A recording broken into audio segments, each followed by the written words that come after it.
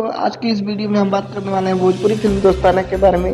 इस फिल्म में star cast में प्रदीप पांडे, चिंटू, काजल राघवानी, संजय पांडे, अवधेश मिश्रा और इस फिल्म को डायरेक्ट किया है पराग पाटिल जी ने और इस फिल्म को प्रोड्यूस किया है प्रदीप सिंह और प्रदीप सिंह ने। और इस फिल्म के रिलीज डेट के बारे में काफ़ी लोग कमेंट कर रहे थे कि ये फिल्म कब रिलीज होगी। तो जैसा कि आप लोग जानते हो कि ये फिल्म अब मतलब सिनेमा हॉल में नहीं रिलीज होगी क्योंकि लॉकडाउन चल रहा है। इसी से इस फिल्म को सिनेमा हॉल में नहीं रिलीज किया जाएगा।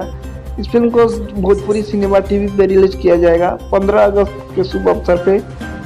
मतलब अभी टाइम और डेट कंफर्म नहीं हुआ है, लेकिन 15 अगस्त के शुभ अवसर पे ये फिल्म आप लोगों के बीच रिलीज होगी। और जैसा कि आप लोगों को बता दूँ, ये फिल्म जो है भोजपुरी सिनेमा टीवी पर रिलीज होगी।